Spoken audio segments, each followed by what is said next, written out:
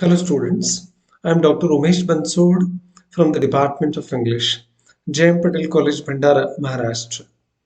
In this lecture series, today we shall discuss Lolly Road written by R.K. Narayan. Bharat के सबसे जाने माने कहानीकारों में, कथाकारों में और नॉवेल्स राइटर्स में जिनका नाम शुमार है, उन आर के नारायण द्वारा लिखित एक सबसे चर्चित कहानी लॉली रोड को आज हम डिस्कस करेंगे। लोकतंत्र जब रसातल में जा रहा हो और मूर्तियां आसमान छूने लगी हो, तब इस कहानी को समझना और भी बेहद जरूरी हो जाता है। आज के वर्तमान परिस्थितियों में बिल्कुल सटीक बैठती एक कहानी को लॉली रोड इस कहानी के माध्यम से आर के नारायण बयां करने की कोशिश करते हैं।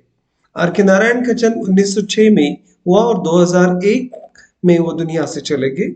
He is popularly known as R.K. Narayan. He is widely acclaimed for his works of fiction written in English. अंग्रेजी में नॉवेल्स लिखने वाले पहले भारतीय के रूप में आर के नारायण को जाना जाता है। And Narayan stories and novels are rooted deeply in humanism, and they celebrate the humor and energy of ordinary life. Bharat की आम जिंदगी की कहानियों को विश्व के धरातल पर और पटल पर लाने का पूरा श्रेय आर के नारायण को जाता है। The local of the most of the fiction is the fictional town of Malgudi, first introduced in the writer's debut novel Swami and Friends, published in 1935. अपनी नॉवेल्स में अलग अलग किताबों में कहानियों में उन्होंने मालगुडी की दुनिया का इजाद किया है और मालगुडी की जो दुनिया उन्होंने बनाई है उस मालगुडी को यथार्थ में लाने की कोशिश करने का प्रयास वो अपनी कहानियों के माध्यम से करते हैं। जब भी हम उनके नॉवेल्स को पढ़ते हैं तो मालगुडी हमें प्रत्यक्ष दुनिया प्रतीत होती है। Situated on the banks of river Saryu, Malgudi is often portrayed as a metonym, as a substitute for traditional India. ग्रामीण भारत का पूरा चित्रण आर के नारायण की कहानियों में मिलता है। मालगुडी की काल्पनिक दुनिया को उन्होंने अपनी कहानियों के माध्यम से अजरामर कर दिया है।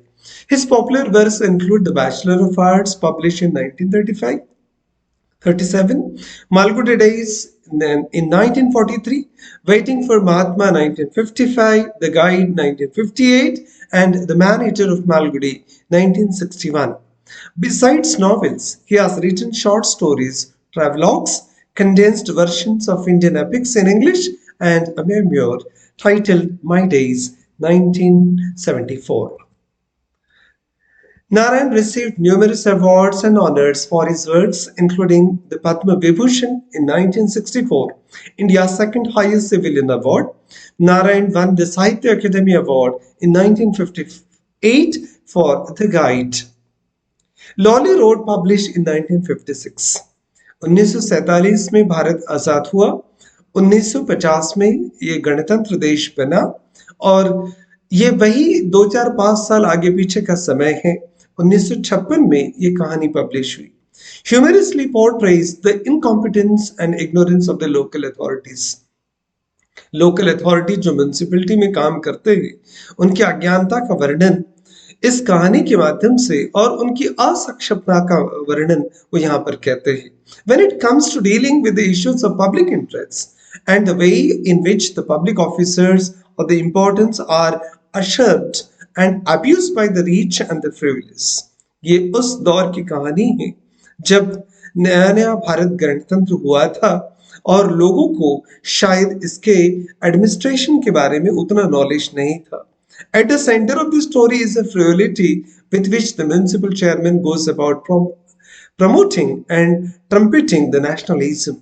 राष्ट्रवाद के नाम पर जिस प्रकार से ढोल पीटने का चलन अभी हम देख रहे हैं, ऐसे ही किसी लीडर की कहानी आर के नारायण बयां करते हैं और patriotism and comic fall out of this efforts और किस प्रकार से ये सारी चीजें जो हम देशभक्ति के नाम पर करते हैं बस एक मजाक बन के रह जाती है, इसका वर्णन 1956 की कहानी में आर के नारायण करते हैं। ऐसा लगता है कि 1956 में नहीं 2022 के आज के परिप्रेक्ष्य में ये कहानी लिखी गई हो। द टॉकेटिव मैन सेड कहानी की शुरुआत यहाँ से होती है। 4 years people were not aware of the existence of the municipality in Malgudi. कई सालों से लोगों को मालगुडी में कोई म्युनिसिपैलिटी है इसका भी पता नहीं था। And the town was none the worse for it, और गांव में इसका चलन भी नहीं था। Diseases, if they started, ran their course and disappeared, for even diseases must end someday. अब मालगुडी में अगर किसी प्रकार की बीमारी आती थी तो समय के अंतराल में अपने आप गायब हो जाती थी। And for even diseases must and someday, और आर के नारायण बहुत मॉकिंग तरीके से ये कहते हैं कि एक न एक दिन तो बीमारी भी खत्म हो ही जाती है, इसमें सरकार को, म्युनिसिपैलिटी को कुछ करने की जरूरत नहीं पड़ती थी। ऐसा वो दौर था। Dust and rubbish were blown away by the wind out of the site.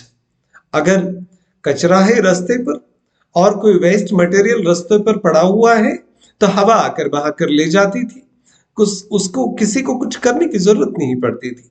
Drains एब्ड and flowed and generally looked after themselves. नालियों में गंदा पानी बहता था, बहकर बाहर आ जाता था, अपनी मर्जी से इधर उधर चला भी जाता था, किसी को और कुछ करने की जरूरत नहीं। म्युनिसिपैलिटी का उदय भी उस समय नहीं हुआ था।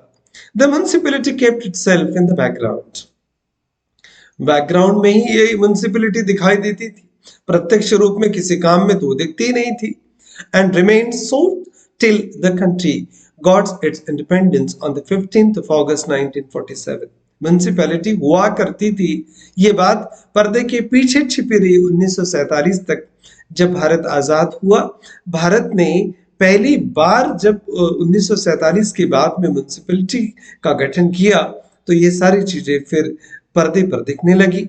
History holds few records of such jubilation as was witnessed on that day for the Himalayas to Cape Cameron। और 1947 में भारत आजाद होने के बाद में किस किस प्रकार से लोगों ने खुशियां मनाई, ये विक्ट्री जिस प्रकार से सेलिब्रेट की गई, इसका कुछ रिकॉर्ड भी कहानियों के माध्यम से हमें मिलता है। और ये कहानियां हिमालय के कोने से लेकर केप ऑफ कैमेरॉन, जो फॉर्मर नेम ऑफ कन्याकुमारी है, कन्याकुमारी का पहले नाम था केप ऑफ कैमरीन, इस हिमालय से लेकर कन्याकुमारी तक ये कहानियां मिल ही जाती है। और municipal council caught the inspiration. Bharat आजाद हो गया और मालगुडी की म्युनिसिपल कॉर्पोरेशन को प्रेरणा मिली। प्रेरणा कौन से? Cot the inspiration. इंस्पिरेशन थी गांव को साफ सुथरा करने की, गांव को भारतीय बनाने की। दे स्वेप्ट द स्ट्रीट्स, और जैसे उनको प्रेरणा मिली आजादी के बाद में तो उन्होंने रास्तों को झाड़ना शुरू कर दिया। क्लीन द ड्रेन्स, नालियों को साफ कर दिया। And hoisted flags all over the places, जहां कहीं भी जगह मिलते उन्होंने झंडे फहराने शुरू कर दिए। Their hearts warmed up when procession with flags and music pass through their streets. और जैसे ही कोई लोगों का हुजूम रास्ते से गुजरता था झंडे वगैरह लेकर, तो उनको, उनके दिल को बहुत तसल्ली मिलती थी, गर्माहट महसूस होती थी। And the municipal chairman look down benignly from the balcony. जब ये ऐसी एक प्रोसेशन जा रही थी तो गांव के म्युनिसिपैलिटी के जो चेयरमैन थे वो अपनी बालकनी से शांत रूप से इस प्रोसेशन को देख रहे थे। And muttering, we have done our bit for this great occasion. और जब लोग उस रास्ते से गुजरते थे तो उनको देखकर उनको महसूस होता था, क्या इसलिए हमने इस आजादी को हासिल किया था? I believe one or two members of the council who were with him saw tears in his eyes। और इस प्रोसेशन को देखने के बाद में, इस लोगों के हुजूम को देखने के बाद में नेताजी को ऐसा लगने लगा था कि ये हमारे ही तो कार्यों का परिणाम है कि देश आजाद हुआ है। और उनकी आंखों में कुछ आंसू भी छलक उठते थे। He was a man who had done himself well a supply of blankets to the army during the war।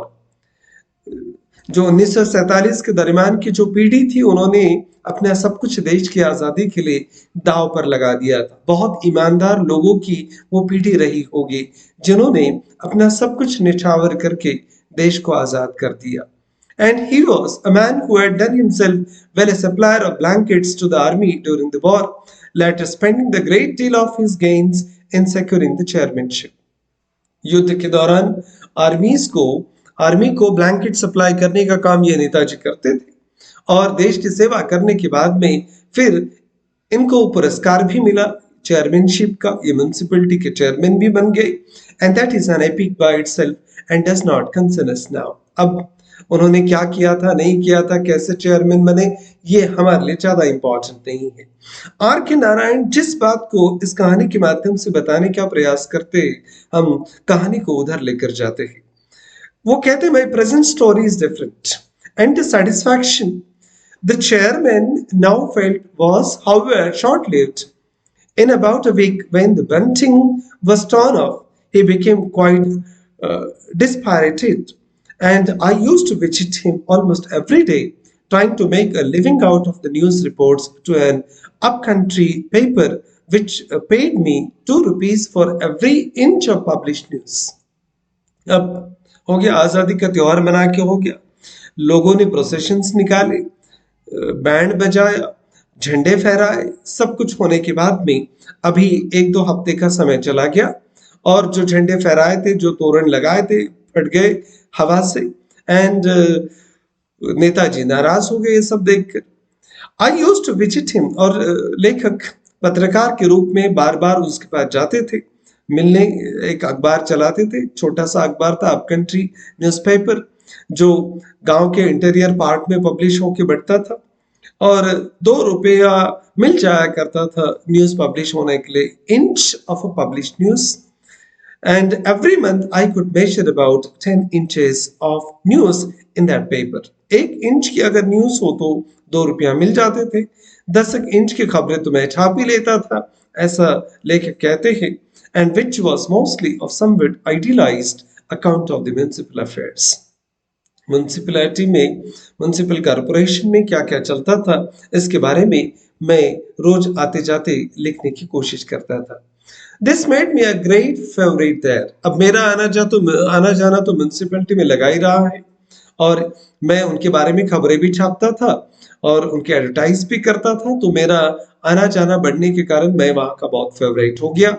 And I walked in and out of the municipal chairman office constantly. Municipal chairman के office में मैं नियमित रूप से आने जाने लगा बेझिझक। And now he looked so unhappy that I was forced to ask. अब मैं तो रोज जाता ही था। एक दिन मैंने देख लिया कि म्युनिसिपल चेयरमैन जो है कुछ नाराज दिखाई दे रहे थे, तो मैंने उनसे पूछ ही लिया, what is wrong mister chairman? Mister chairman क्या हुआ है? I feel we have not done enough, he replied. नेताजी कहने लगे कि हमें जो करना चाहिए था, जितना करना चाहिए था, हमने उतना किया नहीं है। Enough what? नहीं किया, काफी नहीं है, ऐसा क्या नहीं किया आपने?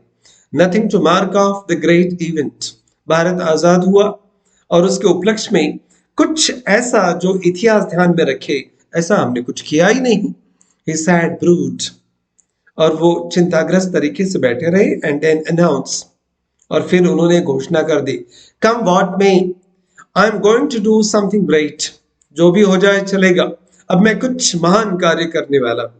देश आजाद करने के बाद में लोगों के मन में शायद संभ्रम रहा होगा कि देश तो आजाद हो गया, अब काम ही नहीं बचा है, करना क्या है।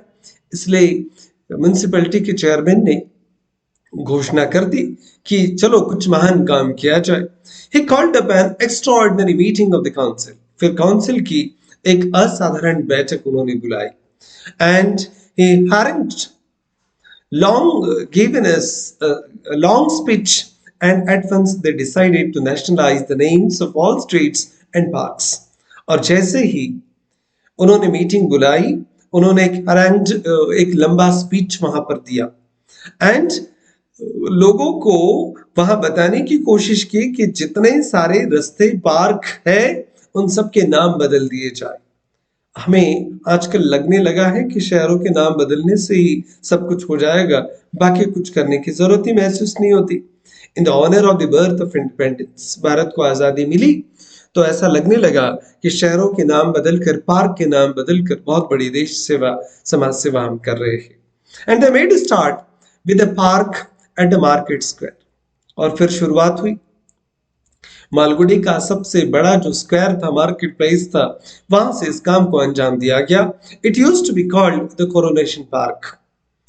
इस पार्क को कोरोनेशन पार्क किया कहा जाता है। राज्याभिषेक, होस्ट कोरोनेशन, किसका क्राउनिंग सेरेमनी था, किसका राज्याभिषेक हुआ था, पता नहीं, गॉड अलेन न्यू।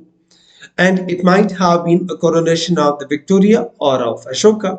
शायद क्वीन विक्टोरिया का ये राज्याभिषेक चौक रहा होगा या फिर अशोका का। No one bothered about it. पर किसका था ये कोरोनेशन स्क्वायर, किसी ने इसके बारे में जानने की चेष्टा भी नहीं की। Now the old board was uprooted and lay on the lawn. जो पुराना बोर्ड था कोरोनेशन स्क्वायर का, उसको उखाड़ कर फेंक दिया गया, वो जमीन पर धराशायी हो गया। And a brand new sign stood up in its place. और उसके स्थान पर अब स्वतंत्र आजाद भारत में एक नया बोर्ड लगा, डिक्लेयरिंग इट henceforth टू हमारा हिंदुस्तान पार्क। और फिर इस नए चौक को कोरोनेशन पार्क का नाम बदलकर फिर हमारा हिंदुस्तान पार्क ये नाम दे दिया गया। The other transformations, however, could not be so smoothly worked out. ठीक है, एक चौक का नाम तो बदल दिया, पर बाकी जो चेंजेस परिवर्तन होने थे वो परिवर्तन करना इतना भी आसान काम नहीं था। Mahatma Gandhi road was the most sought after name. हर एक कोई महात्मा गांधी के नाम से प्यार करता था। सबको लगता था कि अपने घर के सामने जो रास्ता गुजरता है उसका नाम महात्मा गांधी रोड कर दिया जाए, और इसी नाम के ऊपर बवाल होते रहा। 8 different ward councillors were after it. तकरीबन 8 वार्ड मेंबर जो थे, काउंसिलर जो थे, वो इस नाम के पीछे लगे हुए थे। देश आजाद करने वालों ने आजाद कर दिया, इस दुनिया से चले गए अपने काम को अंजाम देकर। हम उनके पीछे अब नाम बदलने के चक्कर में एक दूसरे के साथ झगड़ा फसाद, दंगा फसाद करने में उलझे हुए हैं। There were 6 others who wanted to call the roads in front of their houses Nehru road. कुछ लोग अड़े हुए थे, वो अपने घर के सामने के रास्ते को नेहरू रोड कहलवाना चाहते थे, और नेताजी सुभाष बोस रोड कोई नेताजी सुभाष चंद्र बोस का नाम देना चाहता था। Tempers were rising and I feared they might come to blows. लोगों का गुस्सा पारा चढ़ने लगा था, और ऐसा लग रहा था कि कहीं वो एक दूसरे को घूसे न मारना शुरू कर दे। There came a point when I believe the council just went mad. और फिर डिस्कशन में काउंसिलर के सामने एक ऐसा मोड़ आया उस डिस्कशन में, उस चर्चा में, कि ऐसा लग रहा था कि पूरी काउंसिल पागल हो जाएगी। It decided to give the same name to our 4 different streets. और एक फैसला लिया गया, मालगुडी के 4 अलग अलग रास्तों को एक ही नाम दिया जाएगा। Well, sir, even in the most democratic or a patriotic town, it is not feasible to have 2 roads bearing the same name. अरे आपने भले ही प्रजातंत्र देश हासिल कर लिया हो, आपने आजादी हासिल कर ली हो, पर कोई भी जनतंत्र वाला देश हो, उसमें एक ही रास्ते के 2-2, 3-3, 4-4 नाम रखेंगे तो क्या पॉसिबल है ये? लोग कंफ्यूज नहीं हो जाएंगे? And the result was seen within a fortnight. और 14 दिन में इसके परिणाम, 15 दिन में इसके परिणाम लोगों के सामने आने लगे। एक ही नाम से 2-2, 3-3 रोड रखेंगे तो लोग कौन से एड्रेस पर कहां जाएंगे? The town became unrecognizable with new names. नए नाम से तो लोग शहर को, गांव को, मोहल्ले को पहचानते भी नहीं थे। Gone were the Market Road, North Road, Chitra road, Vinayak, Mudali street and so on. पहले जो नाम परिचित थे, मार्केट रोड कहा जाता था, नॉर्थ रोड, चित्रा रोड वगैरह, ये सब नाम चले गए थे और नए नाम आए उनके स्थान पर। In their place appeared the names repeated in 4 different places. ऐसे भी नाम दिए गए, एक ही नाम को 4-4 रास्ते के लिए दे दिया गया। End of all the ministers, deputy ministers and members of the Congress working committee. और कांग्रेस के उस जमाने के जितने भी काम करने वाले ministers, deputy ministers, members of the Congress working committee वगैरह रहे होंगे, उनके भी नाम दे दिए गए। Of course it created lot of hardship letters went where they were not wanted. जहां पर इनके नामों की जरूरत नहीं थी वहां भी नाम दे दिए गए, and people were not able to say whether where they lived or direct others there. ना तो लोग रास्ता बता पाते थे, ना वो खुद कहां पर रहते हैं ये लोगों को समझा पाते थे। टोटल एक bewilderment, एक confusion, एक chaos वहां पर क्रिएट हो गया था।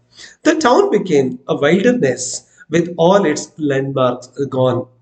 और निशानदेही के लिए जो लैंडमार्क्स हुआ करते थे, लोग जिनको ढूंढते हुए एड्रेस पर पहुंच जाया करते थे, अब नाम बदलने से वो कुछ रहे नहीं। The chairman was gratified with his inspired work. जो नेताजी थे चेयरमैन म्यूनिसिपैलिटी के, उनको बहुत प्रेरणा मिल रही थी ऐसे काम करने से, बट नॉट फॉर लॉन्ग। पर ये जो प्रेरणा मिल रही थी, खुशी मिल रही थी, ये ज्यादा दिन तक बरकरार नहीं रही। He became restless again and looked for fresh field of action. एक के बाद एक नए उद्देश्य ढूंढने की कोशिश कर रही है राजनीति। नाम बदल दिए, नाम बदलने के बाद उनका जी नहीं भरा तो और कुछ ढूंढने लगे और कुछ नया एक्शन वो करना चाहते थे। At the corner of Lawley Extension and the market there used to be a statue. अब नेताजी की नजर एक पुतले के ऊपर गई। नौकरी, रोजगार, बाकी सब चीजें छोड़कर जब नेताओं की नजरें पुतलों पर, मूर्तियों पर जाती है, तो देश की राजनीति कौन सी दिशा में जाती है, इसका एक वर्णन और एक झलक दिखाने की कोशिश आर के नारायण करते हैं। People had got so used to it that they never bothered to ask whose it was. अरे मालगुडी में एक मूर्ति लगी हुई थी, एक पुतला वहां पर था, पर कभी किसी ने यह जानने की कोशिश नहीं की कि ये मूर्ति किसकी है, whose it was, और even look up कोई देखता भी नहीं था। It was generally used by the birds as a perch, और ऊंचाई पर बैठने के लिए सिर्फ पंछी इस पुतले का इस्तेमाल करते थे। The chairman suddenly remembered that it was the statue of Sir Frederick Lawley. अचानक नेताजी को याद आया कि ये पुतला तो सर फ्रेडरिक लॉली का था। Frederick Lawley is a fictional character, एक काल्पनिक कैरेक्टर है आर के नारायण जो मालगुडी में चर्चा करते हैं। But it is believed to have been based upon the real life Arthur Lawley, 6th Baron Wenlock, who was once upon a time the governor of Madras. आज जिसे हम चेन्नई के नाम से जानते हैं, इस मद्रास के किसी जमाने में गवर्नर हुआ करते थे आर्थर लॉली। शायद उसी से मिलता जुलता कोई कैरेक्टर फ्रेडरिक लॉली का है, ऐसा लोग मानते हैं। And the extension had been named after him, और ये जो चौक वहां पर बना था, उस एक्सटेंशन का नाम इसे आर्थर लॉली के नाम से लॉली स्ट्रीट कर दिया गया था। वो चेंज टू गांधीनगर। अब नाउ ये जो एक्सटेंशन था, इसका नाम बदलकर गांधीनगर कर दिया गया। And it seemed impossible to keep Lawley statues any longer there. अब भारत आजाद हो गया, ब्रिटिश देश से चले गए, तो ब्रिटिशों की सारी निशानियां बदलकर उसको भारतीय प्रारूप देने का एक प्रोसेस शुरू हुआ। जब उस चौक का नाम बदलकर, उस स्क्वायर का नाम बदलकर गांधीनगर कर दिया, तो एक ब्रिटिश अधिकारी, एक ब्रिटिश गवर्नर लॉली का पुतला, स्टैच्यू, मूर्ति वहां पर कैसे रह सकता है? And the council unanimously resolved to remove it. और फिर म्यूनिसिपैलिटी काउंसिल ने यूनानिमसली, सर्वानुमते, एक निर्णय लिया बहुमत से कि इस पुतले को वहां से इमीडिएट हटा दिया जाए। The council with the chairman sallied forth triumphantly and next morning and circumambulated the statue. जैसे ही उन्होंने अनाउंस किया, रिजोल्यूशन ले लिया, और एक विजेता के रूप में नेताजी उस बैठक से चले गए और जाते ही वो पुतले के इर्द गिर्द घूमने लगे। And now they now realise their mistake, और फिर उनको अपनी गलती का एहसास भी हुआ। The statue towered 20 feet above them. जब पुतले के इर्द गिर्द नेताजी घूमने लगे तो उनको पता चला कि ये पुतला जो है, ये मूर्ति जो है, ये तो 20 फीट प्लेटफॉर्म के ऊपर है। And to rise from a pedestal of a molten lead, और molten lead से, जस्ते से बनी हुई, धातु से बनी हुई मूर्ति है, मिट्टी की, सीमेंट की मूर्ति तो है नहीं। In their imagination they had thought that a vigorous resolution would be enough to topple down. उनको ऐसा लग रहा था कि म्यूनिसिपैलिटी में हम गर्मजोशी से एक बैठक कर लेंगे, चर्चा करेंगे जोर जोर से, एक प्रस्ताव पारित कर लेंगे और इसी प्रस्ताव से मूर्ति अपने आप गिर जाएगी। पर मूर्ति को देखने के बाद में ऐसा लगा नहीं था। And resolution would be enough to topple down the statue of this satrap, और इस सत्रप ये प्रोविंशियल गवर्नर हुआ करते थे एंशिएंट पर्शियन एम्पायर में। ऐसा लग रहा था कि इस गवर्नर की मूर्ति को ऐसे ही आसानी से ढा दिया जाएगा। But now they found that it stood with the firmness of the mountain. पर मूर्ति के पास में आकर देखने के बाद इस बात का अंदाजा नेताजी को हो गया, चेयरमैन को, कि ये मूर्ति तो किसी पहाड़ की तरह मजबूत और खड़ी है। They realized that Britain, when she was here, had attempted to raise herself on no main foundation. और ऐसा उनको रियलाइज हुआ कि ब्रिटिश सरकार जब यहाँ पर थी तो उन्होंने अपना जो नींव यहाँ डालने की कोशिश की, अपनी नींव, वो कोई साधारण फाउंडेशन के ऊपर नहीं, बहुत मजबूती से उन्होंने अपनी नींव को यहाँ डालने की कोशिश की।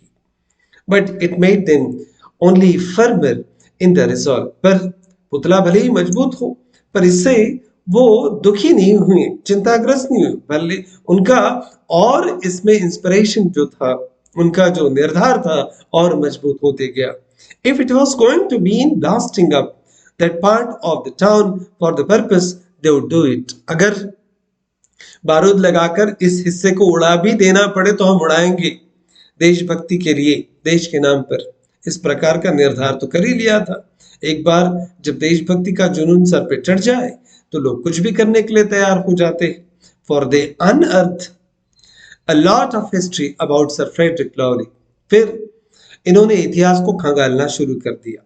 जब भी मूर्तियों की समस्या देश में पैदा होती है, किसी को बनाने की और किसी को गिराने की नौबत आती है, तो लोग ऐसा इतिहास खंगालने लगते हैं। उन्होंने फ्रेडरिक लॉली का इतिहास जानने की कोशिश की। He was a combination of Attila. और जब उन्होंने इतिहास ढूंढा तो उनको लगा कि ये एटिला द स्कर्च ऑफ यूरोप के नाम से जिसे जाना जाता है, ऐसा आदमी जिसने लोगों को बहुत तकलीफें दी, लोगों को बहुत यातनाएं दी, स्कर्च ऑफ यूरोप के नाम से जिस एटिला को जाना जाता था। And Nadir Shah with his craftiness of Machiavelli, और मैकियावेली हो या एटिला हो, ये सारे किरदार अहम किरदार है, इंपॉर्टेंट है, अपने रूथलेसनेस के लिए जाने जाते हैं, क्रूएल स्वभाव के लिए जाने जाते हैं। एटिला जिसका जिक्र यहाँ पर आर.के. नारायण करते हैं, वो एटिला द हून के नाम से जाना जाता था, was the ruler of the Huns in 434 BC until his death in March 453. He was also the leader of the tribal empire and he is also considered one of the most powerful rulers in the world history. दुनिया के इतिहास में Attila का नाम एक powerful ruler के नाम से लिया जाता है। तो इस पुतले को जब देखा गया फ्रेडरिक लॉली के, तो ये पुतला इतिहास जब जानने की कोशिश की जाने लगी तो ये व्यक्ति उनको एक कॉम्बिनेशन लगा, एक प्रकार का कॉम्बिनेशन था। कॉम्बिनेशन सिर्फ एटिला का नहीं, ये कॉम्बिनेशन नादिर शाह अफसर का भी था। नादिर शाह अफसर was a founder of the Afsharid dynasty of Iran and one of the most powerful rulers of Iranian history. Iran के इतिहास में एक पावरफुल रूलर के नाम से जिनको जाना जाता है वो थे नादिर शाह, और 1736 और 1747 ये उनका समय रहा है। He was assassinated during his rebellion. एक बगावत में उनकी मौत हो जाती है। तो नादिर शाह हो या फिर मैकियावेली हो, जिन्होंने अहम किरदार भारत के इतिहास में गवर्नर के रूप में निभाने की कोशिश की, एक इटालियन डिप्लोमेट थे, ऑथर, फिलोसोफर थे और हिस्टोरियन थे Machiavelli, and who lived during the renaissance. Renaissance के समय में मैकियावेली एक इम्पॉर्टेंट लीडर के रूप में, राइटर के रूप में, फिलोसोफर के रूप में उभरे थे जब दुनिया में रेनेसां का पीरियड चल रहा था। बट ये निर्धार इन बातों से कमजोर नहीं होने वाला था। एंड जो भी हुलिया इस पुतले का दिख रहा था, Indians with the sword and the razed to the ground the villages from which he heard the slightest murmur of the protest. ये फ्रेडरिक इसी प्रकार का, फ्रेडरिक लॉली इसी प्रकार का नेता रहा था जिसने अपने तलवार के जोर पर भारतीय लोगों को डिमोलिश किया, परेशान किया, और जब तक वो घुटनों के बल आकर उनके कदमों में झुकते नहीं थे, ये मानता नहीं था। He never countenanced Indians except when they approached him on their knees. इस प्रकार के जल्लाद व्यक्ति का पुतला, इस प्रकार की क्रूर व्यक्ति का पुतला, मूर्ति क्यों गांव में रहेगी? People dropped their normal occupations and loitered around the statue. अब लोगों ने अपने रोजमर्रा के काम छोड़ दिए। जैसे ही लीडर्स लोगों ने म्युनिसिपैलिटी में इस विषय पर चर्चा शुरू कर दी, लोगों ने अब जिस पुतले को, जिस मूर्ति को कभी देखते ही नहीं थे, उसके इर्द गिर्द सारे काम धाम छोड़कर जाकर बैठना और घूमना शुरू कर दिया और ऐसे ही बेवजह घूमना शुरू कर दिया around the statue, wondering how they could have tolerated it for so many years. जैसे लोग इतिहास बताने लगे तो लोगों को आश्चर्य होने लगा कि हमने इतने सालों तक ऐसे व्यक्ति का पुतला बर्दाश्त कैसे किया गांव में. The gentleman seemed to smile derisively at the nation now. ऐसा लग रहा है कि ये फेडरिक लॉली अपने देश के ऊपर बहुत कुत्सित तरीके से हंस रहा है, मजाक उड़ा रहा है. And arms locked behind and sword dangling from his belt. कमर में तलवार लटकी हुई है, हाथ पीछे कमर पर है और ये देश के ऊपर वो व्यंग्य कर रहा है और हंस रहा है. There could be no doubt that he must have been the best tyrant imaginable. ऐसा लग रहा था कि फेडरिक लॉली कोई टायरेंट ऑपरेसर, लोगों के ऊपर जुल्म करने वाला जुल्मी शासक रहा होगा. इसमें तो कोई शक रहा नहीं क्योंकि ऐसा ही इतिहास बताया गया. The true picture with breaches. अब एक शर्ट पैंट पहने हुए एक मिलिट्री के अटायर में ये पुतला था, वेस्ट कोट था उसमें. And that hard determined look of all that has been hatefully familiar in the British period of the Indian history. इस लॉली के पुतले को जब देखा जाता था तो उसके चेहरे के ऊपर के हाव भाव जैसे ब्रिटिश अधिकारियों के भारत के ऊपर शासन करते समय हुआ करते थे, अब लोगों को ऐसे ही हाव भाव उस मूर्ति के चेहरे पर दिखाई देने लगे, फ्रेडरिक लॉली के. And when they thought of the fate of their ancestors who had to bear the tyrannies of this man. शायद ऐसे ही व्यक्तियों के जुल्म के कारण उनके पीढ़ियों को कई सालों तक रौंदा गया. ये बात जब मालगुडी के लोगों को बार बार याद आती थी तो उन्होंने इस पुतले को गिराने का निर्धार तो पक्का कर लिया. Next, the municipality called for tenders. अब इतने बड़े पुतले को, मूर्ति को गिराएगा कौन? फिर म्युनिसिपैलिटी ने टेंडर्स मंगाए. And a dozen contractors sent in their estimate. एक डजन से ज्यादा लोगों ने फिर अपने अपना एस्टिमेट भेज दिया टेंडर बनाकर. The lowest standing at 50,000 rupees. और सबसे जो कम फिगर था वो था 50,000 रुपए का. 50,000 रुपीज उस जमाने की बात है जब राइटर 2 रुपए इंच से खबरें छापते थे. उस जमाने की बात है. 50,000 में सबसे कम बोली लगाई गई for removing the statue and carting it to the municipal office. बस इस पुतले को वहां से हटाना था, म्युनिसिपल ऑफिस में लेकर आना था, where they were already worried about the housing of it. पर इतने बड़े पुतले को, इतने बड़े मूर्ति को उठाकर म्युनिसिपलिटी के ऑफिस में ले जाकर रखेंगे कहा, इसकी भी चिंता उनको थी. The chairman thought it over the told it over and told me why don't you take it yourself. अब मैं तो रिपोर्टर था, पत्रकार था, खबरें छापता था, मैंने भी इसमें बहुत दिलचस्पी लेना शुरू कर दिया था. तो एक दिन चेयरमैन ने मुझसे पूछ ही लिया कि इतने सब कुछ हो रही उथल पुथल, तो why don't you take it yourself. इस मूर्ति को आप निकालेंगे और फिर म्युनिसिपैलिटी के ऑफिस में लेके आएंगे, फिर रखने की समस्या आएगी, तो इससे बेहतर है कि इस पुतले को आप ही ले जाओ अपने घर में. I will give you the statue free if you do not charge us anything for removing it. फिर एक बार्गेनिंग चेयरमैन करने लगे.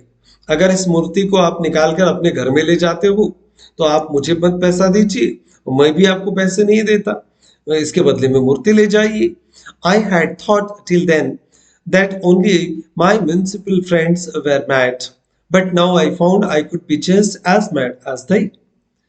अब मूर्ति निकालने के लिए टेंडर डाले लोगों ने, मूर्ति को वहां से हटाना था.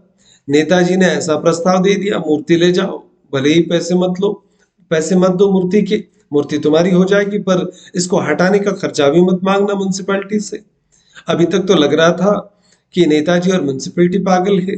अभी राइटर को लगने लगा कि इस बारे में मैं सोचूंगा तो मैं भी पागल हो जाऊंगा उनके जैसा. And but now I found I could be just as mad as they and I began to calculate the whole affairs as a pure investment. फिर ठीक है, नेताजी की तरफ से प्रस्ताव आया तो मैंने इसके ऊपर विचार करना शुरू कर दिया. I began to calculate the whole affairs as a pure investment. क्या मूर्ति हटाने के इस सौदे में मैंने पैसा इन्वेस्ट करना चाहिए, इसके बारे में मैं सोचने लगा. Suppose it cost me 5,000 rupees to dislodge 50,000 का टेंडर सबसे कम डाला था। अगर इस मूर्ति को हटाने में सिर्फ 5,000 ही रुपए लगे तो I knew the contractors were overestimating. Municipality में इस काम को अंजाम देने के लिए जिन लोगों ने टेंडर डाले थे, राइटर कहते हैं मुझे पता है कि लोगों ने ओवर एस्टिमेट किया था। जब भी टेंडर डालते हैं तो हद से ज्यादा कीमतें लोग लगाते हैं, ऐसा ही हुआ भी था। तो राइटर ने रिपोर्टर के नाते फिर गणित लगाया, अपना कैलकुलेशंस लगाया कि 5,000 में इस पुतले को यहाँ से हटाया जा सकता है। And I sold it as metal for 6,000। 5,000 खर्चा आएगा हटाने के लिए, इसका पूरा मेटल का पुतला है तो मैं बेच दूंगा तो 6,000 वैसे भी मिल जाएंगे। About 3 tons of metal and might fetch anything. 3 ton metal यहां से निकलेगा, हो सकता है फायदा भी हो जाए बहुत ज्यादा। और I could probably sell it to the British Museum और वेस्टमिंस्टर एबी। अगर वैसा नहीं भी होता तो मैं इस पुतले को फिर मैं ब्रिटिश म्यूजियम अधिकारी को या फिर वेस्टमिंस्टर एबी को बेच दूंगा। I saw myself throwing up the upcountry paper job. अब ये ऑफर आने के बाद में मुझे ऐसा लगने लगा कि एक अपकंट्री पेपर के लिए जो साधारण सा मैं काम करता था उसको मैंने छोड़ देना चाहिए। The council had no difficulty in passing the resolution permitting me to take the statue away. फिर तय हो गया कि मैं इस पुतले को वहां से हटाऊंगा, बदले में म्युनिसिपैलिटी मुझे कुछ पैसा देगी नहीं और ये पुतला मेरा हो जाएगा। आई मेड वैसा उन्होंने रेजोल्यूशन भी लिया, पास भी कर दिया। And I made elaborate arrangements for the task. फिर मैंने जितने आवश्यक थे वो सारे प्रबंध पुतले को वहां से मूर्ति को हटाने के लिए मैंने कर दिए। आई borrowed money from my father in law. मैंने अपने ससुर से फादर इन लॉ से कुछ पैसे उधार लिए, promising him a fantastic rate of interest. मैंने वादा भी किया था कि आप मुझे सिर्फ मदद कीजिए इस बार, और जो भी फायदा होगा उसमें से आपको ब्याज तो मैं दूंगा ही। लालच में आकर ससुर जी ने भी पैसे दे दिए। I recruited a team of 50 coolies to hack. और इस पुतले को तोड़ने के लिए मैंने 50 कूलियों की एक टीम बनाई और पेडिस्टल को तोड़ने के लिए। I stood over them like a slave driver and kept shouting instructions. इन 50 कूलियों की टोली को लेकर मैं इस पुतले के पेडिस्टल को प्लेटफॉर्म को तोड़ने का काम शुरू कर दिया और रात दिन उनके सर पे मैं बैठा रहता था। They put down their implements at 6 in the evening। और सारे हथियार शाम को 6 बजे वो काम बंद करके रख देते थे। And return to their attack early next day. और दूसरे दिन फिर से यहाँ हमला करने आ जाते थे 50 लोग। ब्रिटिश अधिकारी के इस फ्रेडरिक लॉली के पुतले का प्लेटफॉर्म तोड़ने के लिए जैसे कोई आक्रमण हमला कर रहे हो, इस भावना से आते थे। दे वर स्पेशली रिक्रूटेड फ्रॉम कोप्पल। ये जो मजदूर यहाँ पर लगे थे उनको राइटर ने कोप्पल से रिक्रूट किया था। कोप्पल एक कर्नाटका का डिस्ट्रिक्ट है where the men's limbs were hardened by generations of teak cutting in the Mempi forest। Karnataka के मेम्पी के जंगलों में जिस प्रकार से टीक सागवान वगैरह के लकड़ियों को काटते काटते इनके हाथ बहुत मजबूत हो जाते थे, तो ये इस पत्थर तोड़ने के काम में आ सकते थे, इसलिए मैंने कोप्पल से ही मजदूर मंगाए। We hacked for 10 days। और तकरीबन 10 दिन लगे प्लेटफॉर्म को तोड़ने के लिए। No doubt we succeeded in chipping। और आपको कोई शक नहीं होना चाहिए, हमने इस सारे पेडेस्टल को तोड़कर, प्लेटफॉर्म को तोड़कर उसके टुकड़े टुकड़े कर दिए here and there, but that was all। The statue showed no sign of moving। अरे हमने प्लेटफॉर्म तोड़ दिया पर मूर्ति अभी तक हटाने की थी, मूर्ति अभी भी वहीं पर खड़ी थी। At this rate I feared I might become bankrupt in the fortnight। ऐसा लग रहा था 1-2 दिन में काम खत्म हो जाएगा। 15 दिन हो गए, 10 दिन हो गए, काम खत्म नहीं हो रहा है। ऐसा लग रहा था कि मैं दिवालिया हो जाऊंगा पैसा खर्चा करते करते। I received permission from the district magistrate to acquire a few sticks of dynamite and cordoned off the area। फिर डिस्ट्रिक्ट मैजिस्ट्रेट ने मुझे वहां डायनामाइट से तोड़ने की परमिशन दे दी और कुछ एरिया को उन्होंने कार्डन ऑफ करने के लिए, फेंसिंग करने के लिए बता दिया। And lighted the fuse. I brought down the night from his pedestal without injuring any limb. और फिर जैसा आदेश मिला था मैंने कुछ छड़े मंगा ली थी डायनामाइट की। फिर इस पुतले को, इस सरदार के पुतले को ब्रिटिश अधिकारी के पुतले को मैं वहां से हटाकर निकाल कर लेके आया। Then it took me 3 days to reach the house with my booty. और सारा लूट का माल, जैसे मैंने फेडरिक लॉली के पुतले को लूट कर अपने घर लाया था, और सारे लूट के माल के साथ मैं घर पहुंच गया। एक मिशन कामयाब हो गया। लोग चाहते थे कि गांधीनगर से, मालगुडी के गांधीनगर से फेडरिक लॉली का पुतला हटा दिया जाए।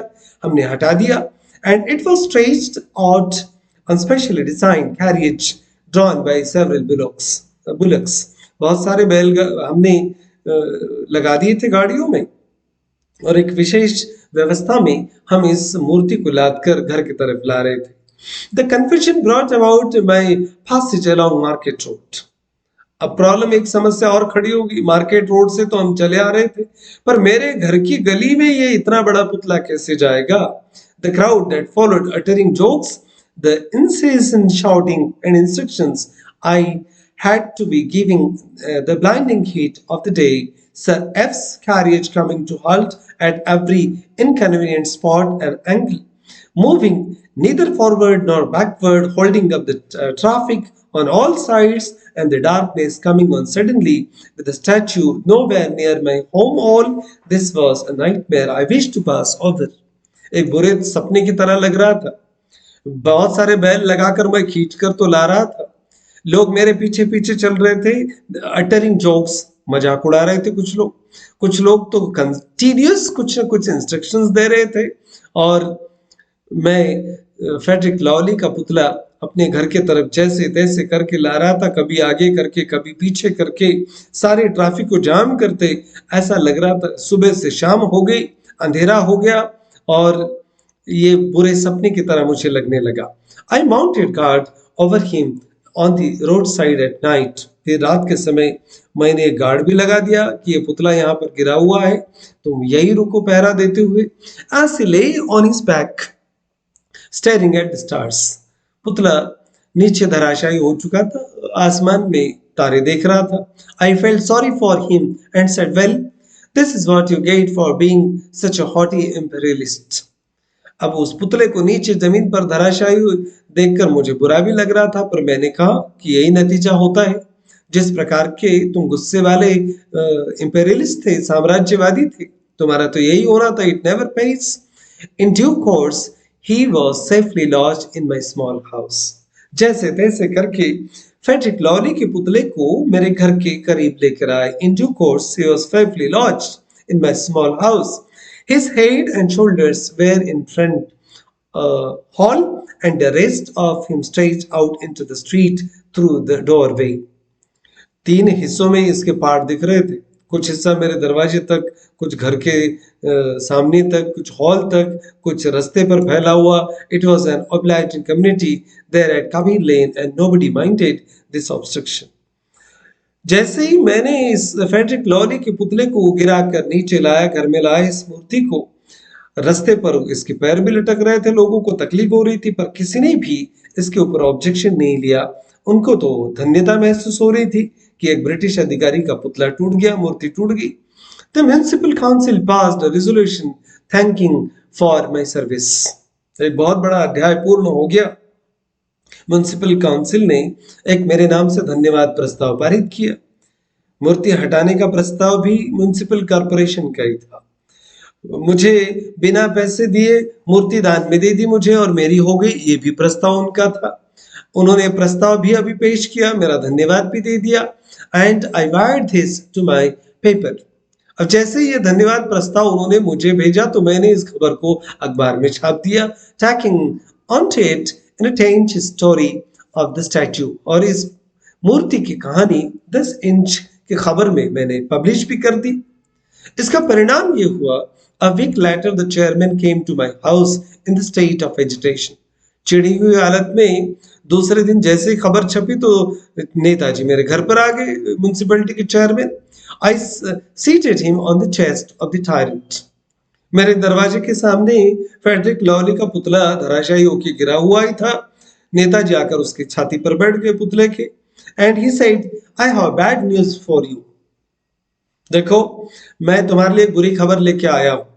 चेयरमैन कहने लगे, I wish you had not sent up that news item about statue. मुझे ऐसा लग रहा है कि आपने जो खबर छपवाई अखबार में वो नहीं छपवानी चाहिए थी। सी दीज, देखो क्या हुआ। He held out the sheath of telegrams. Telegrams का एक बंच उनके हाथ में था। बहुत सारे टेलीग्राम्स वो दिखाने लगे। They were from every kind of historical society in India. बहुत सारे हिस्टोरिकल सोसाइटी से ये टेलीग्राम आए आपकी खबर छपने के बाद। All protesting against the removal of the statue. और सारे हिस्टोरिकल सोसाइटी के मेंबर्स आपके खिलाफ मोर्चा लेके आ रहे, विरोध कर रहे हैं इस मूर्ति को हटाने का। We had all been misled about Sir Frederick Lawley। और वो कहते हैं कि हमें मिस्टर लॉवली के बारे में गलत अफवाहें फैलाकर गलत खबरें दे दी गई। All the present history pretend to a different lovely of the time of the Warren Hastings. ये वॉरेन हेस्टिंग्स के समय जो ब्रिटिश अधिकारी थे फेडरिक लॉवली, ये अलग व्यक्ति थे। This Frederick Lovely was a military governor who settled down here after a mutiny। एक बगावत के बाद इस गांव में आकर जो ठहरे हुए थे वो मिलिट्री गवर्नर थे मिस्टर फ्रेडरिक लॉवली। अब ये बात नेताजी रिपोर्टर को समझा रहे लेखक को। He cleared the jungles and almost built the town of Malgudi. अरे इन्होंने तो यहाँ का जंगल साफ किया था, यहाँ पर मालगुडी को उन्होंने बसाया था। He established here the first cooperative society for the whole of India। Bharat की सबसे पहली कोऑपरेटिव सोसाइटी उन्होंने मालगुडी में बनाई थी। And the first canal system by which the thousands of acres of the land were irrigated from the Sarayu नदी से irrigation का रास्ता इसी फेडरिक लॉवली ने निकाला था, पहला कैनल बनाया था। Which had been dissipating itself till then. इसके पहले तो बारिश का पानी नदी में ऐसे ही बहाकर वेस्ट हो जाता था।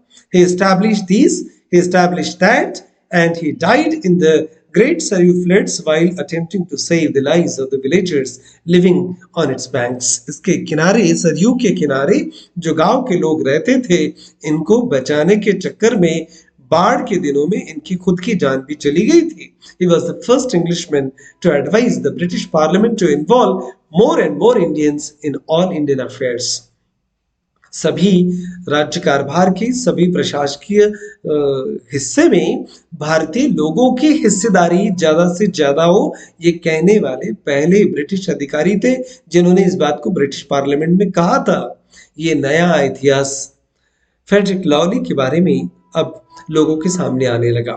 In one of his dispatches he was said to have declared Britain must quit India someday for her own good। अपने बेहतरी के लिए जितने जल्दी हो सके ब्रिटिश सरकार भारत छोड़कर चले जाए, ऐसा एक स्टेटमेंट भी उनके डिस्पैचेस में देखने को मिला है। अब इतने अच्छे व्यक्ति थे फेडरिक लॉवली, लोगों ने अफवाहें गलत फैला दी, मूर्ति को हटाना पड़ा। द चेयरमैन सेड, अब एक आश्चर्यचकित बात चेयरमैन करने वाला है। The government have ordered us to reinstate the statue. ये सब खबरें अफवाहें देखने के बाद में सरकार ने आदेश पारित कर दिया है, इस मूर्ति को फिर से उसी जगह लगाओ। मैं तो चिल्ला के उठा, मैंने कहा इम्पॉसिबल, ऐसे कैसे हो सकता है। This is my statue and I shall keep it. अब ये तो मूर्ति मेरी होगी, मैं रखूंगा अपने घर पे, ऐसे कैसे लगाने दूंगा। आपने तो पहले ही रिजोल्यूशन पास करके मुझे दे दिया था ना। I like to collect statues of national heroes. देश के जितने भी हीरोज रहेंगे जिनकी मूर्तियां मुझे मिलेंगी, मैं पसंद करता हूं, इनको जमा करूंगा मैं। This heroic sentiment impress no one. पर मैं देश के हीरो की मूर्तियां जमा करने का शौक रखता हूं, इस बात ने लोगों को प्रभावित नहीं किया। Within a week, all the newspapers in the country were full of Sir Frederick Lowry। कुछ ही दिनों के बाद, हफ्ते दो हफ्ते में देश के सारे अखबारों में फेडरिक लॉवली छा गए थे, उनकी खबरें आ रही थी। The public caught the enthusiasm, और लोग तो उत्साहित हो ही गए थे। They paraded in front of my house। अब लोगों के मोर्चे निकलने लगे मेरे घर के सामने से। They demanded the statue back, और लोग नारे लगा रहे थे, मूर्ति वापस मांग रहे थे। I offered to abandon it if the municipality at least paid my expenses in bringing it here। अब मैं क्या कर सकता था, मैंने सिर्फ इतना ही कहा, यार कम से कम वहां से तोड़कर मेरे घर तक लाने के लिए जितना खर्चा हुआ है, कम से कम उतना खर्चा तो मुझे दे दो। The public viewed me as their enemy। लोग मोर्चा लेकर मेरे ही घर के सामने आते थे, मुझे दुश्मन की तरह देखते थे। This man is trying to black market even statue. अब लोग मेरे बारे में तरह तरह की बातें करने लगे। सर फ्रेडरिक लॉली का अपने पुतला घर में ला लिया और ब्लैक मार्केट में बेचना चाहते। Stung by it, I wrote a placard the and hung it on my door, statue for sale. अब इस सारे तानों से मैं थक गया था, चिढ़ गया था। फिर मैंने एक प्लेकार्ड, एक नोटिस लगा दिया घर के दरवाजे पर, स्टैच्यू फॉर सेल, मूर्ति बेचनी है। 2.5 tons of excellent metal, 2.5 ton metal की एक्सेलेंट मूर्ति, ideal gift for a patriotic friend, किसी देशभक्त के लिए अच्छा गिफ्ट है। Offers about 10,000 will be considered, 10,000 के ऊपर की जो भी बोली लगाएगा, ऑफर देगा, मोस्ट वेलकम है, वो ले जा सकता है। ससुर से 5,000 उधार लिए थे, 6,000 में बेचने वाले थे मेटल को, कम से कम अपना फायदा तो देखेंगे। It infuriated them and made them want to kick me. अब जैसे मैंने मूर्ति को बेचने का नोटिस लगा दिया तो लोगों को और गुस्सा आया, वो तो मुझे लात और गुस्से से मारना चाहते थे। But they had been brought up in the tradition of non-violence and so they picketed my house. अब भारत आजाद होकर ज्यादा दिन नहीं हुए थे तो लोगों को असहकार आंदोलन की, नॉन वायलेंस के, अहिंसक आंदोलन की आदत भी थी, तो इसलिए लोग मेरे घर को सिर्फ धरना देकर बैठते थे, किसी ने हिंसा नहीं की। दे ले across my door in release. अब लोग बारी बारी से आकर मेरे दरवाजे पर धरने के रूप में बैठते थे, holding a flag and shouting slogans. बस हाथ में तिरंगा रहता था और नारे लगाते थे मेरे मुर्दाबाद के। I had sent away my wife and children to the village in order to make a room for the statue in my house. मैंने बीवी बच्चों को बाहर भेज दिया था गांव में ताकि घर में मूर्ति के लिए जगह हो जाए। And so this picketing did not bother me, only I had to use the back door a great deal. अब लोग आते थे, नारे लगाते थे घर के सामने, मैं पिछले दरवाजे से आना जाना करता था।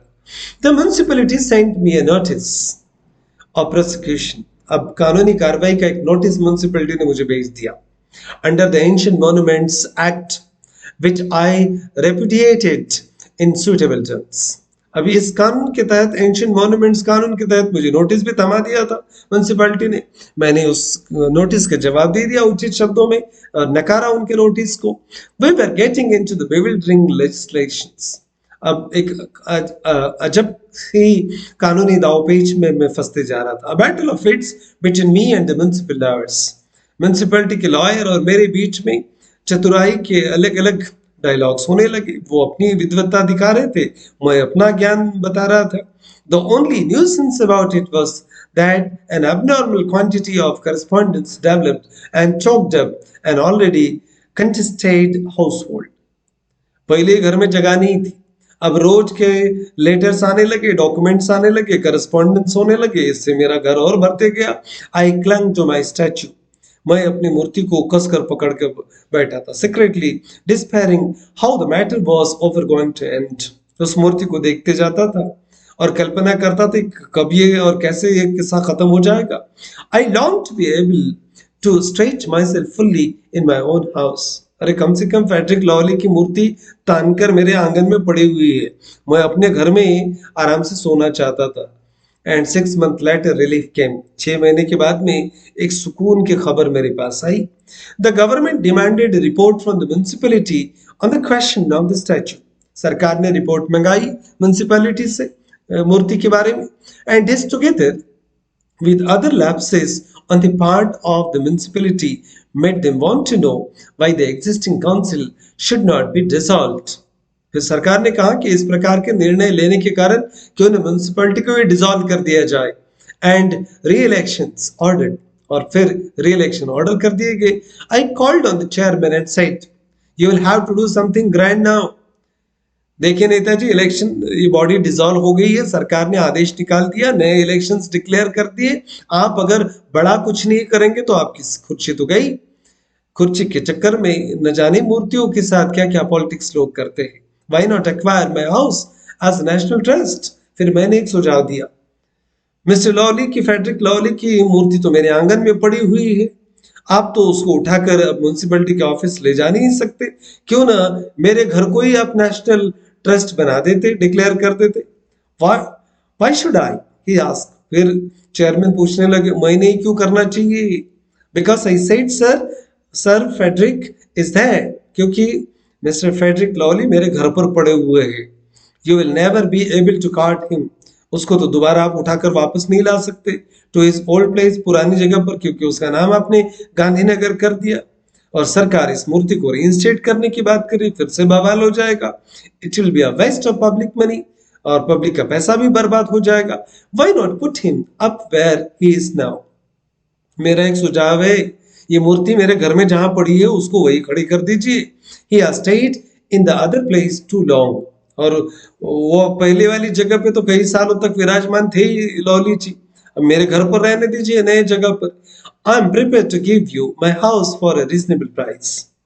इतना बवाल करने के बजाय मेरे घर को ही आप नेशनल ट्रस्ट खरीद बोलकर खरीद लीजिए, बना दीजिए उसको नेशनल ट्रस्ट, और एक रीजनेबल प्राइस में मैं घर बेचने के लिए तैयार हूं। But our funds don't permit it. Chairman कहने लगे, इतना थोड़ी फंड होता है म्यूनसिपैलिटी के पास कि तुम्हारा घर खरीद के वहां पर म्यूजियम बना दिया जाए या ट्रस्ट बना दी जाए। I am sure you have enough funds of your own. ये तो रिपोर्टर थे, इनको पता था कि म्यूनसिपैलिटी में कितना फंड होता है, नहीं होता है। Why should you depend upon the municipal funds? फिर उन्होंने दूसरा दिमाग लगाया। चेयरमैन साहब, उस म्यूनसिपल फंड्स के ऊपर आप आश्रित थोड़ी रह सकते हैं। क्यों रहते हैं उसके ऊपर आश्रित? It will it will indeed be a grand gesture on your part, unique in India. I suggested he ought to relieve himself of some of his old blanket gains. आपने आर्मी के जो ब्लैंकेट बेचे थे पहले, उससे जो पैसा कमाया, बहुत सारा माल तो आपके पास होगा ही घर में। After all, how much more you will have to spend if you have to fight another elections. आप इलेक्शन तो लड़ने वाले हैं, और इलेक्शन में न जाने कितना पैसा आपको बहाना पड़ेगा। And it appeal to him, मैंने ये आइडिया दे दी नेताजी को, ये आइडिया जच भी गई। We arrived at a figure, और फिर हम वहां पर आए। He was very happy when he saw the papers of few days later. कुछ दिनों बाद उन्होंने पेपर देखे। The chairman of Malgudi municipality has been able to buy back as a present for the nation. दूसरे दिन अखबार में खबर आई, न्यूज़पेपर में, कि म्यूनिसिपैलिटी मालगुडी के म्यूनिसिपैलिटी के चेयरमैन ने इस मूर्ति को खरीद लिया है राष्ट्र के हित में। And sir Frederick Lawley, he proposes to install it in a newly acquired property which is shortly to be converted into a park. एक नई जगह उन्होंने अपने पैसे से खरीदी है, जिसको एक पार्क में कन्वर्ट करेंगे, और लॉली का पुतला वहां रीइंस्टेट किया जाएगा। The municipal council have resolved that Kabir Lane shall be changed to Lawley Road. फिर म्यूनिसिपल काउंसिल ने एक नया प्रस्ताव लिया, जिसका नाम कबीर लेन कर दिया गया था। उसका नाम फिर से उन्होंने लॉली रोड कर दिया। एक बेहतरीन कहानी आर के नारायण ने हमारे साथ शेयर की है। उम्मीद करते हैं ये कहानी आपको समझ में आई, पसंद आई होगी। ये video grammar planet by Umesh Bansode इस यूट्यूब चैनल पर भी अवेलेबल है। पर जब हम प्रजातंत्र में, जमहूरियत में, जनतंत्र में विश्वास करते हैं, तो ये भी हमें देखते रहना पड़ेगा कि इंसान छोटे ना हो जाए, पुतले बड़े ना हो जाए, और हमारा लोकतंत्र सही सलामत रहे। Thank you very much for watching this video.